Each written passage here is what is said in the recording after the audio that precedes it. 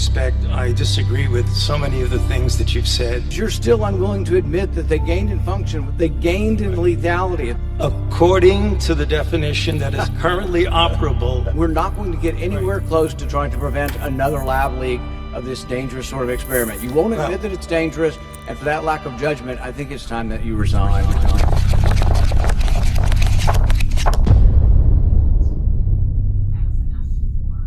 Project Veritas has obtained never-before-seen military documents regarding the origins of COVID-19, gain-of-function research, vaccines, potential treatments which have been suppressed, and the government's effort to conceal all of this. Dr. Anthony Fauci has testified many times before Congress stating that the U.S. government was never involved in gain-of-function research at the Wuhan Institute of Virology. Will you today finally take some responsibility for funding gain-of-function research in Wuhan? Senator, with all due respect, I disagree with so many of the things that you've said.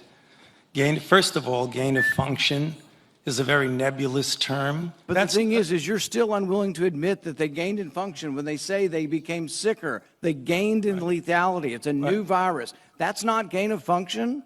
According to the definition that is currently operable, we're not going to get anywhere close to trying to prevent another lab leak of this dangerous sort of experiment. You won't admit that it's dangerous, and for that lack of judgment, I think it's time that you resign. You have said that I am unwilling to take any responsibility for the current pandemic. I have no responsibility for the current pandemic. That assertion is based on the NIH's definition of gain of function. However, the documents we've obtained refute that. The documents in question stem from a report at the Defense Advanced Research Projects Agency, better known as DARPA, which were hidden in a top-secret share drive.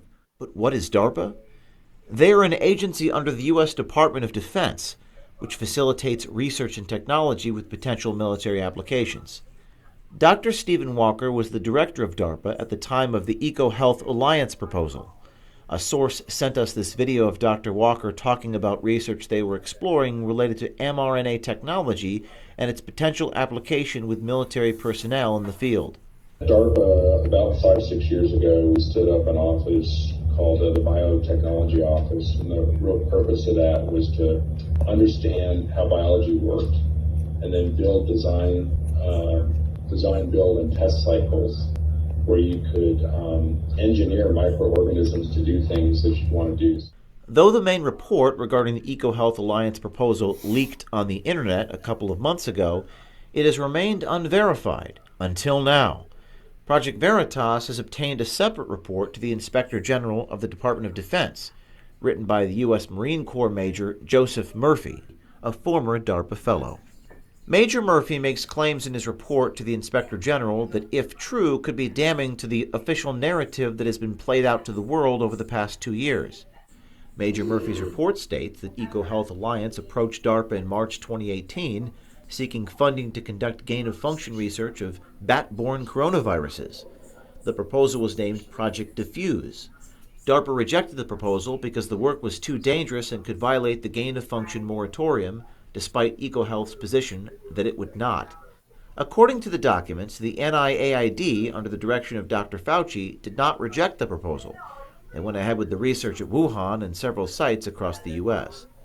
Dr. Fauci has repeatedly maintained his position, under oath, that the NIH and NIAID have not been involved in gain-of-function research with the EcoHealth Alliance program. This appears to be contradictory to Major Murphy's analysis and the rejection from the Biological Technologies Office at DARPA. Major Murphy's report goes on to detail great concern over the COVID-19 gain-of-function program, the concealment of documents, the suppression of potential curatives like ivermectin and hydroxychloroquine, and the mRNA vaccines. To be clear, Major Murphy is not the source of our reporting. As far as we're aware, he has done nothing that violates his oath of service to our country. We were able to track him down, and though he couldn't go into detail about the hidden documents, he did offer this heartfelt statement. I offer no comment on the investigation or internal Marine Corps deliberations. I offer a brief comment to those that desire answers and to those that withhold them. To those seeking answers, I offer encouragement. There are good people striving for the truth, working together in and out of government, and they succeed. To those that withhold, I pray for you. Find the moral courage to come forward. Don't let a lie be our legacy to posterity. People will forgive. A commitment to truth is in the heart of this nation. Semper Fi.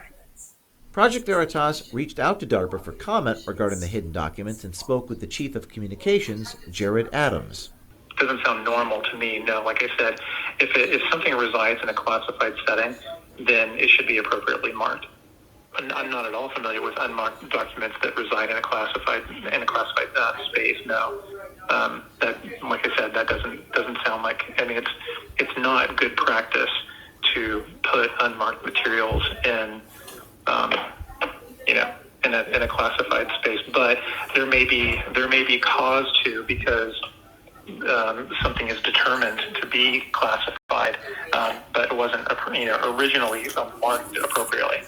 I'd be happy, Robert, honestly, to investigate and talk to the people who would own this document within the agency, ideally the director of our biological technologies office or the deputy director of that office, and try to ascertain why it was the case. So here's the question.